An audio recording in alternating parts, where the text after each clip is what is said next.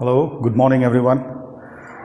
So today we'll do biology and we'll discuss the 7th chapter, that is the nervous system in the humans. Okay?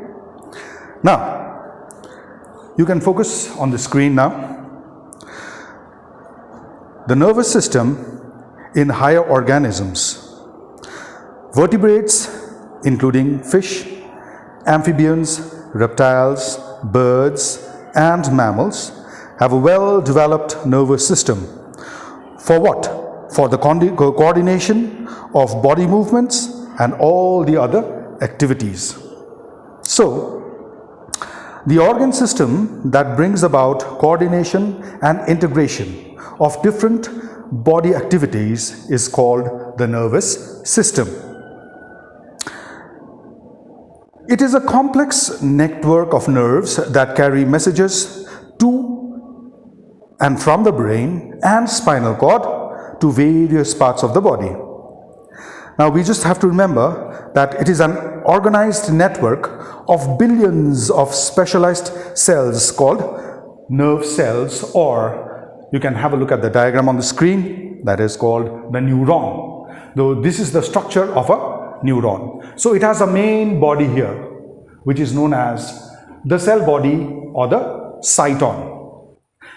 It has a single nucleus in the center, and it has finger-like projections. It has finger-like projections called dendrons, which further divides into dendrites. Now, the cell body continues like a tail over here, which is known as the axon. And it is covered by a myelin sheath. Okay? So once again, it has a main cell body called the cyton, which has a single nucleus, and it has a finger-like projections called the dendrons, which are further divided into dendrites. And the cell body or the cyton has a tail-like structure, which is called the axon, and which is covered by a myelin sheath. Okay, we'll do it. I'll further explain the neuron now. A neuron or a nerve cell is a basic structural and functional unit of the nervous system. It is the longest cell in the body, mind you, it is the longest cell in the body. Messages are received and transmitted to all parts of the body through the neurons. And let me tell you that our body has about 100 billion neurons to receive and to transmit messages all through the body. The structure of the neuron now. You can have a look at the diagram on the screen.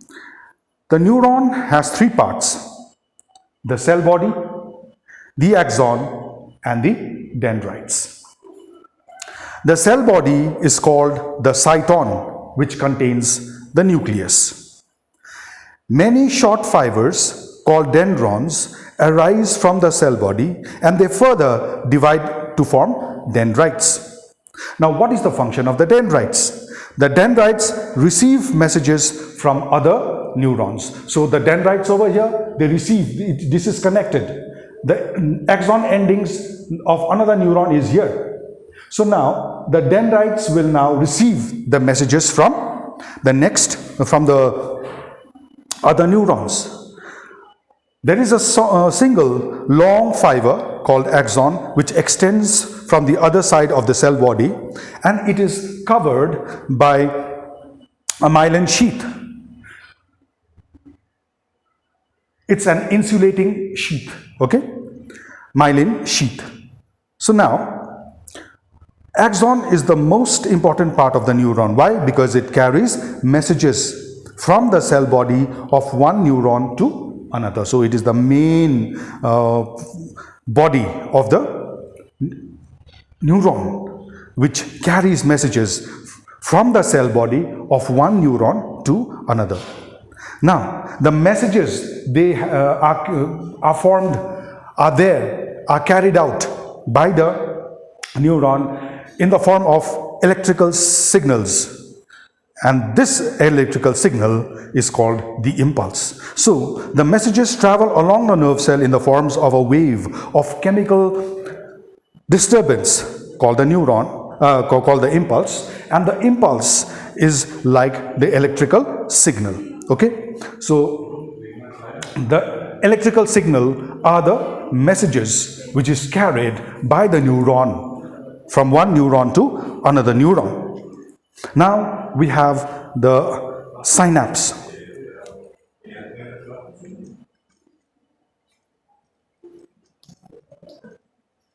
Yeah, we have the synapse here.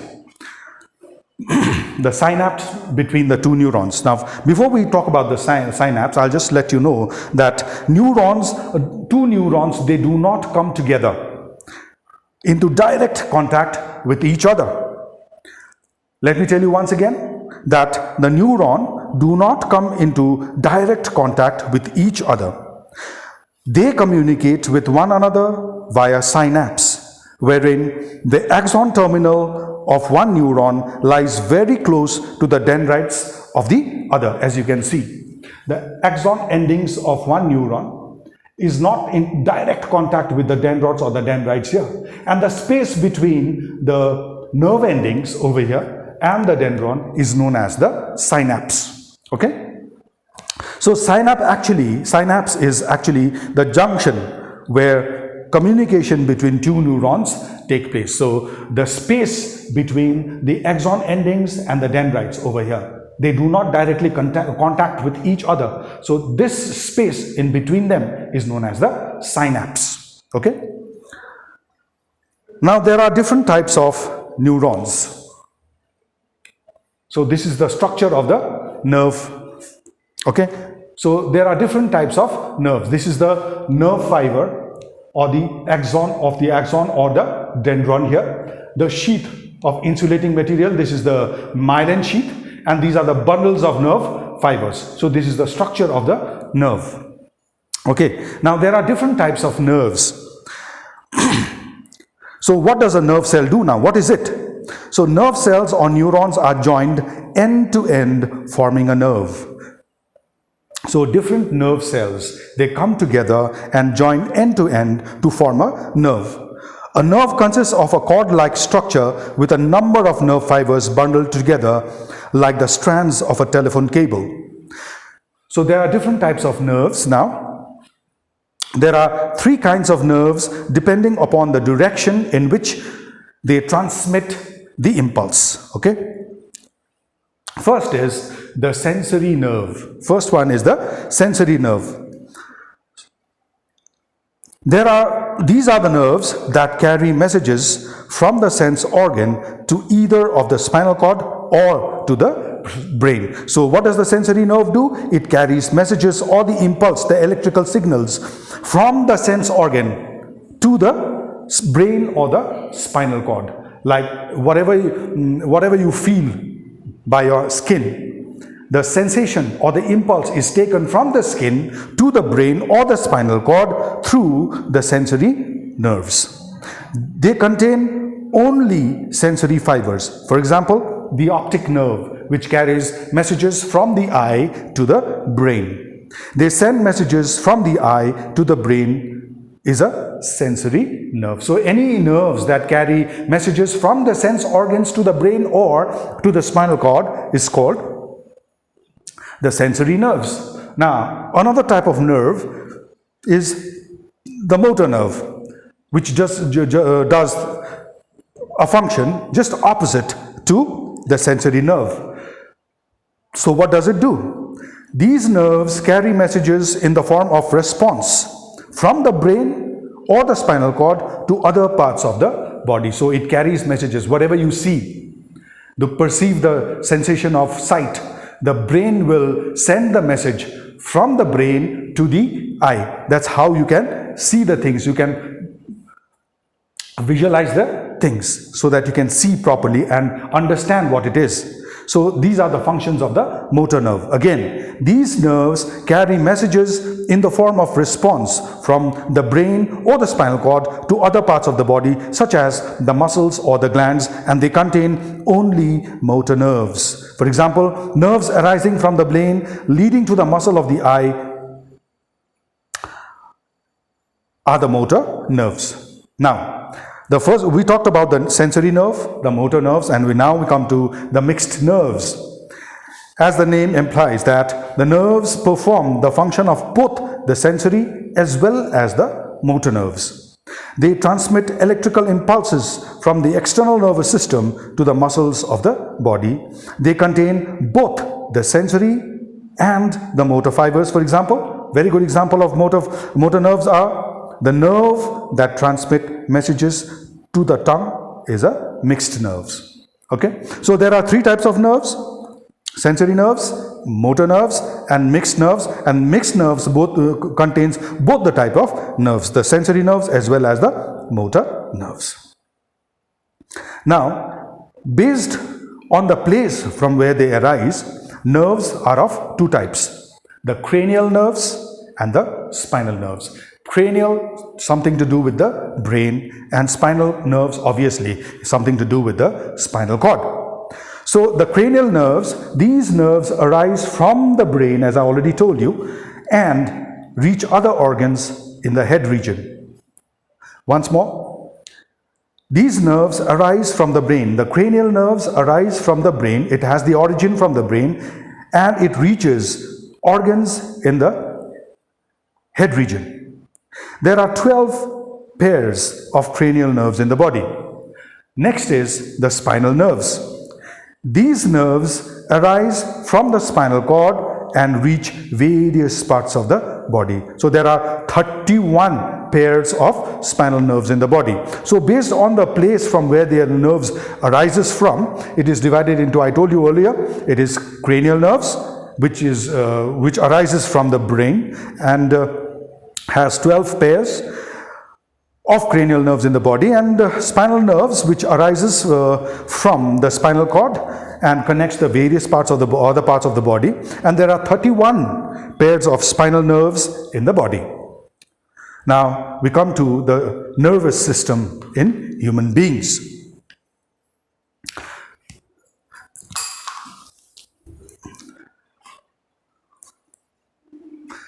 The nervous system in the human beings. Now, the nervous system in human beings is categorized into the central nervous system, the peripheral nervous system, and the autonomic nervous system. The peripheral nervous system, PNS, the autonomic nervous system, ANS, and the central nervous system, CNS. Now, we first discussed about the central nervous system, which consists of the brain. Yeah. Now, the central nervous system consists of the brain as well as the spinal cord. It is the controlling center of all the body functions. It is the site for all information processing in the body. It is responsible for processing every sensation and thought in the human being experiences. So now we come to the brain. The brain, as you can see, is divided into two parts. Okay, the left and the right hemispheres, we call it. So the brain is the main control center of the nervous system, and the human being has a highly developed organ to control all the functions of the body, which is known as the brain. So the human brain is a highly developed organ and is situated in the cranium of the skull. In an adult, it weighs about 1200 grams to 1400 grams, about 2% of the body weight. It controls our thinking, the feelings, the movement, and the senses. The brain is enveloped by three membranes called the meninges. Okay, so the body is enveloped by the three membranes called the meninges, and the membranes have a fluid which is called the cerebrospinal fluid between them. Between the meninges, between the membranes or the meninges, we have the cerebrospinal fluid. Now, what is the function of the cerebrospinal fluid? The cerebrospinal fluid nourishes the brain and protects it from shocks by absorbing all the shocks it receives. The brain is divided into three regions: the cerebrum, the cerebellum, and the medulla oblongata. So before we go to the different parts of the brain, we have over here, let me tell you, this is the left cerebral hemisphere, which controls the right half of the body. So the left cerebral hemisphere controls the right part of the body, and this is the right cerebral hemisphere which controls the other side of the body, which is the left side of the body. There is a furrow in between. Can you see? It divides the cerebral into two hemispheres, the left and the right. The left hemisphere controls the right side of the body, and the left hemisphere, cerebral hemisphere, controls the left half of the body. And these are ridges and the grooves in the membrane. Why do we have ridges? It's not plane. The surface of the brain is not a plane. It has grooves and it has all the ridges. Why? Because it will help in increasing the surface to accommodate more nerve cells. Okay? Now,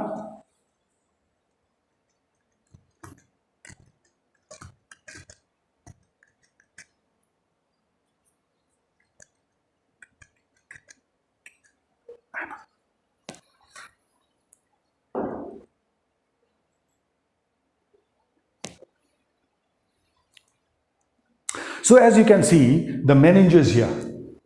As you can see, the meninges, the membrane which envelopes the brain, which contains the cerebrospinal fluid. And what is the function of the cerebrospinal fluid? As I told you earlier, it is the fluid which nourishes the brain and protects the brain from shocks. Now, the first part of the brain, the largest part of the brain, in fact, is called the cerebrum. As you can see here, that there is the largest part of the brain which is known as the cerebrum. It is the uppermost and the largest and the most prominent part of the brain. It fills most of the skull. It is highly convoluted in appearance with ridges and grooves. As I already told you, the surface of the brain has ridges and is not smooth. The ridges and the grooves, what does it do? It increases the surface area of accommodation of more nerves, as I already told you. And the cerebrum is divided into right hemisphere and the left hemisphere. The right and the left hemisphere, as we can see here. This is the cerebrum, as you can see from the top, okay, from the top of your head. So this is the right cerebral hemisphere, this is the left cerebral hemisphere, and this is the cerebrum. So cerebrum is divided into left and the right cerebral hemispheres with a deep furrow in between, and it is responsible. What is cerebrum responsible for? The cerebrum is responsible for the sensation of pain, temperature, touch, sight, sound, taste, and smell. It also controls the mental activities such as memory, intelligence, thinking, and reasoning. So these are the functions of the cerebrum. Now we come to the cerebellum. Yeah, as you can see, this part of the brain is called the cerebellum. All right. Now, it is a small egg-shaped lobe located at the base under the cerebrum. It does not have convolutions, but it is smooth. It does not have any ridges like we have in the cerebrum. It is smooth, but it has many furrows. It helps in the muscle coordination and balance of the body. So cerebrum, as you can see, is the egg-shaped lobe located under the cerebrum. It coordinates all the voluntary actions and maintains the body balance. So that was all about the cerebrum, which is found below the cerebrum. Cerebrum is the largest part of the brain, whereas below that we have the cerebellum, which is responsible to maintain the body balance and coordinates all the voluntary actions. Now we have the medulla oblongata. This portion is the medulla oblongata. It has a special function here. So it is the lowest part of the brain, located at the base of the skull. It is like the stem of the brain. It emerges out from the base of the brain and is continued as the spinal cord. So since medulla oblongata is the lowest part of the brain, its tail now continues as a spinal cord. So what is the function of the medulla oblongata? It controls the breathing. It controls, in fact, all the involuntary body functions. Okay, it controls all the involuntary body functions like breathing, heartbeat, coughing, sneezing, and all the other involuntary functions of the body. So, with this, we come to the end of the first half of the chapter of nervous system. So, in the next, I hope you've understood the different parts of the brain and the nervous system and the neurons and all. So in the next class, we will talk about the spinal cord. So thank you for watching.